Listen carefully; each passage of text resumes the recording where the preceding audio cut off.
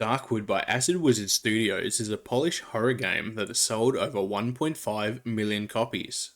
I started playing the game expecting to see the obvious occult themes, which I did, but upon completing the game I realised there were much deeper themes at play. Today we'll be delving into the deeper hidden themes that no one has talked about in Darkwood, along with shedding light on the syncretism between paganism and Christianity and the Dionysian cult aspect of the game. In Darkwood, you play as the Stranger, a mysterious figure who wakes up in a dark, corrupted forest in Poland. The forest is plagued by a strange infection that warps the land and drives its inhabitants to madness. The Stranger's primary goal is to find a way out of the forest, but as he ventures deeper, he discovers a world steeped in ancient rituals, paganism, and an overwhelming sense of dread. As the Stranger explores, he encounters various twisted characters and remnants of humanity, all struggling to survive the forest's curse. A key figure is the Doctor, who once sought to cure the plague but is now consumed by its obsession to return home. Along the way, the Stranger uncovers hints of the Being, an enigmatic entity tied to the forest's power and the source of the plague. The game's story is shaped by the Stranger's choices. As the Stranger navigates the nightmarish landscape, he must confront the forest's malevolent influence, uncover the mysteries of the twisted inhabitants, and ultimately decide his fate. Darkwood shares a lot of themes that are very similar to the cult of Dionysus. Dionysus was known as the Greek god of wine and ecstasy, but was eventually cured and reborn, and was then associated with death and rebirth. He was also known to instill madness onto his worshippers through his wine, and was said to inhabit their bodies through possession. The main characteristics of Dionysian worship were to achieve a state of ecstasy. Through intoxication, dancing, and music, the worshippers would experience a loss of self and a union with the divine. Madness was also a very present theme, as the worshippers would lose control of their minds and embody the unpredictable nature of Dionysus. It was believed that the god possessed their bodies and now controlled them. This was called Dionysian madness. This theme is also present in Darkwood. The plague and the forest work together in creating a maddening environment. This is only possible due to the effects of the Being. If you associate the Being with Dionysus, this will start to make sense. The infection of this plague causes characters to start losing their grip on reality, coupled with the hunger for mysterious mushrooms the forest produces. These mushrooms are referred to as hallucinogens and are consumed throughout the game by the player. Under this maddening effect, the Stranger is seen to hallucinate things that aren't there. Visions of speaking dead bodies, tree roots, and footsteps to name a few examples. There are other characters inflicted with the same madness that are often seen rambling incomprehensibly, known as madmen. Characters are also beckoned to by the Being to return to their home. This can also be seen in the Stranger, who is trying desperately to leave the forest and escape to go home, as well as other characters like the Doctor, which embodies the part of the cult in which worshippers are seen to be possessed by Dionysus. The characters in Darkwood are possessed by the Being with a constant urge to escape the forest and return home. This is mentioned when showing a picture of the road home to a character known as the Trader, and his response to the picture is that the roads don't lead out, they only lead deeper into the forest. Dionysian worship often took place in natural settings, such as forests or mountains, as a way to connect with the wild and untamed aspects of the world and their own nature.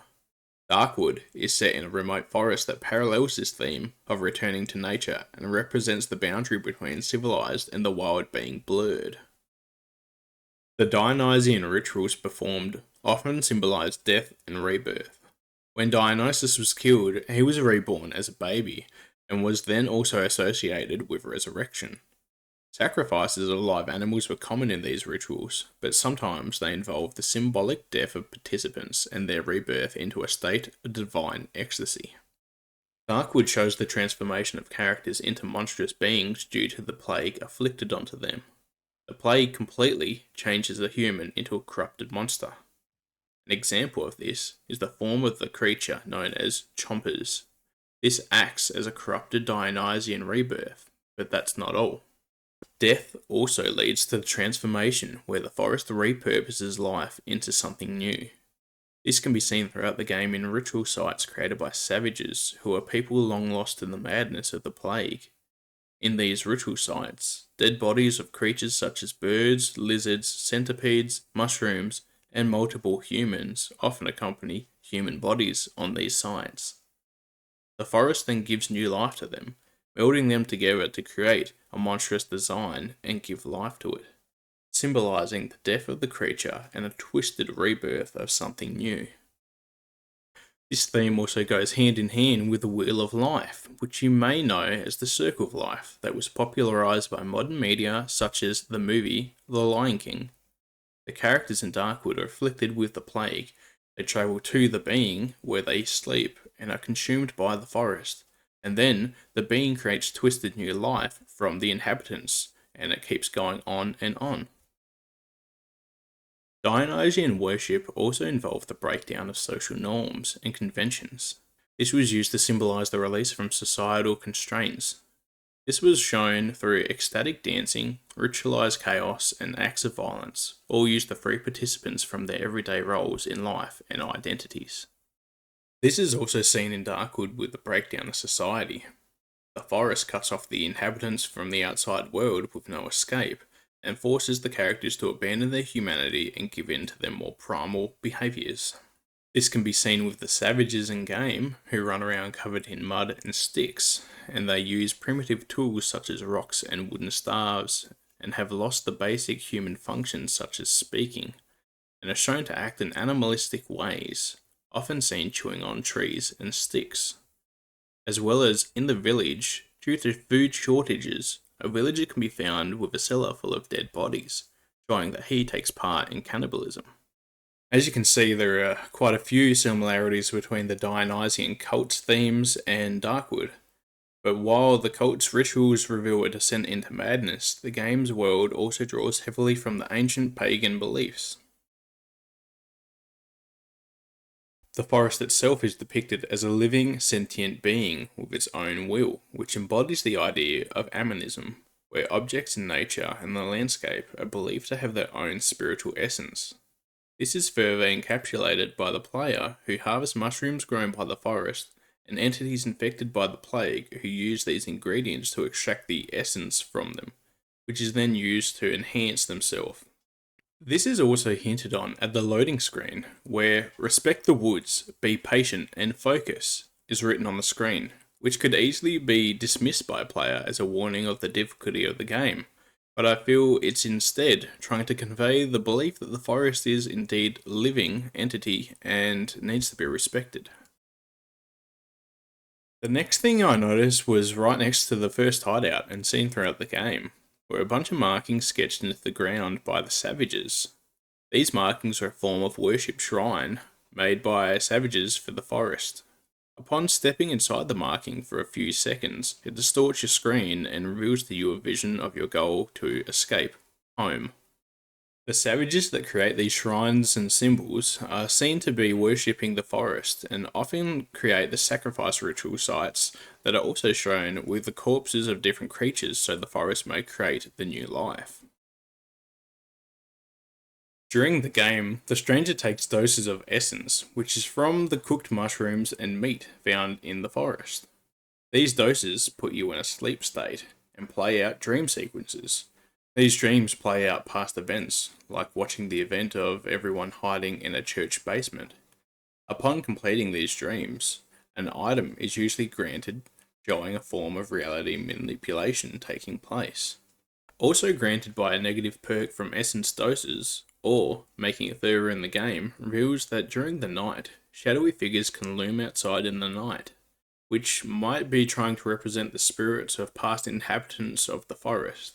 But these spirits are not your friends, they will harm you. Another time you can attend a haunted wedding style event, in which ghost brides will be dancing around and a groom will say that they have been waiting for you, which makes for a creepy scene. And then you are attacked by a chomper in a wedding dress. These themes signify a form of shamanism and a form of spiritual connection with the forest, but they are usually just tricks played on the player to cause them harm. The most significant spiritual theme in Darkwood emerges when the talking tree is burned down. The tree is composed of deceased villagers who were cloned and fused into a massive grotesque entity blocking the path home. Following the event, the being contacts you through the radio, questioning your actions, asking, "Why did you do it?" The radio then catches fire, triggering an onslaught of burning villagers, likely manifestations of those trapped within the tree. This event could symbolize the being's judgment on the player for harming it and disrupting the delicate balance of the forest, and its overall control of one's soul after it is deceased, thus showing Darkwood not only explores pagan themes, but also taps into shamanistic views of spiritual balance and retribution. There are multiple religious shrines around the game world that have been toppled. Their purpose is to serve as landmarks for your map. Upon inspecting them, they are seen to be shrines of Saint Mary. Poland is considered a Christian country. As of 2023, the percentage of the population being Christian is as high as 98.5%, so it makes sense to have these shrines in the game. After dealing with a mutated pig that was the source of food for a village, I entered into said village, and upon my arrival, there was a villager praying to a shrine for their soul to be brought back to life.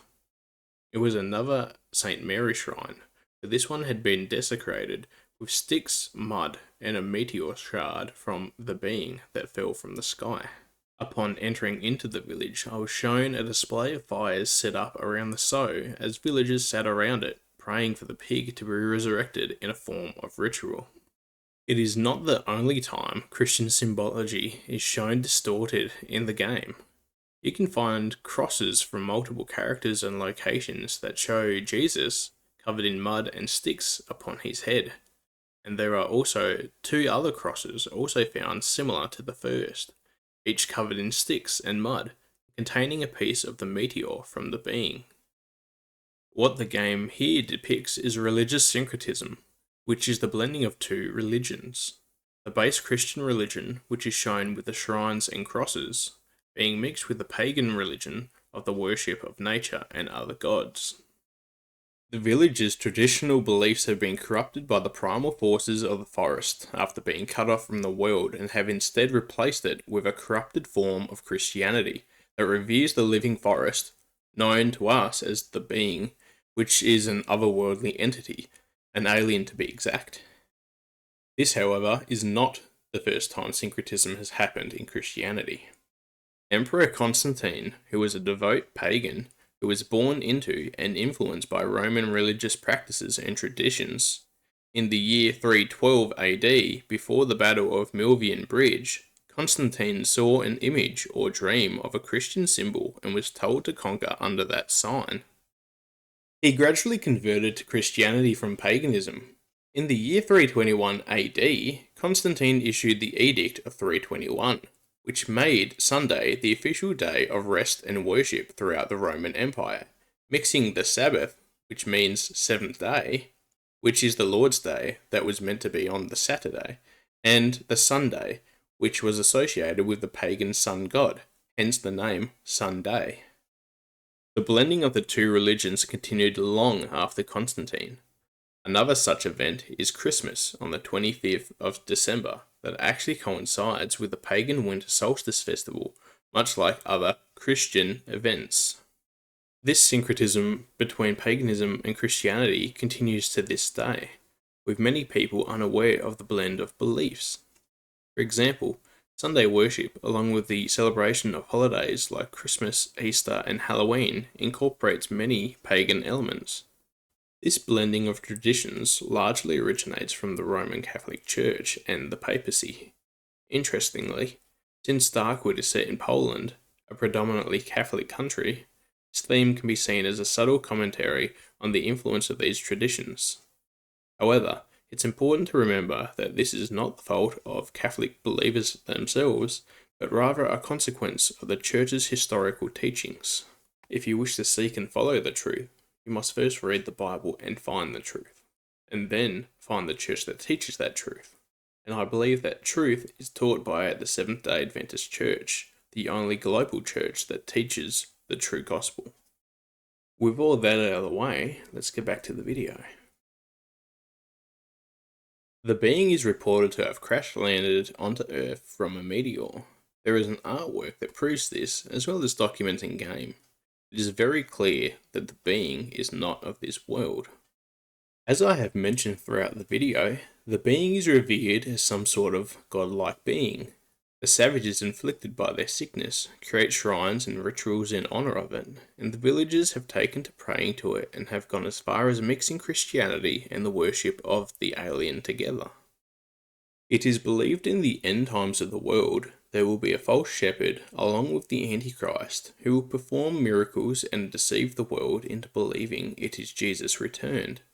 The Antichrist being the false religion, and the false shepherd being the one performing the miracles guided by the devil. Furthermore, there is belief that aliens in the world are of demonic nature. A quote from occultist Aleister Crowley reads, "Today they will call them angels and demons, tomorrow they will call them something else." I believe this something else is what we call aliens today. The world is ever changing, and if you want people to accept something, you have to first change the name of it. For example, the rebranding of UFOs to UAPs. This rebranding took place to instill some seriousness into the matter, as UFOs were dismissed as conspiracy nonsense. The being is considered an alien being, fallen from another world, or is it the devil, fallen from heaven to take over our world? Another theme in this game relating to the being being a demon is the use of the White Goo. This White Goo is used to create new life and also used to replicate the cells of other creatures and the environment, and is the cause of the plague and the madness. The reason why the forest is inescapable is due to the replication of the trees. From the wiki, it mentions that only 15% of the forest is real, and the other 85% is replicated by the being. This goo is used to clone trees, characters such as the trader who's revealed to be a clone of you, and to create new life such as the Wolfman who was a hunter and was combined together with the head of a mounted wolf trophy. This is very similar to the conspiracy of graphene oxide, which is depicted as a black goo that is said to be of demonic or alien origin and has the ability to transform and possess people. It has been depicted in numerous forms of media such as the movies Spider-Man 3, District 9, Jennifer's Body, Lucy and Prometheus as examples, as well as music videos such as Billie Eilish's All Good Girls Go to Hell and Justin Timberlake's No Angels, as well as ads like Lady Gaga's Fame fragrance. I don't think this was a coincidence that it was used in this game as well, especially with the other themes mentioned earlier in this video. The final part I wish to talk about is the influences of the game. An interviewer talking with the developers at Darkwood asked them what their main influences for the game were. The response was that there were many inspirations, but they rarely had a direct impact on the shape of the game. Mostly, they function as road signs which influence the tone of Darkwood. Such was the case with The Shining, Twin Peaks, or Wojciech Smarzowski's movies.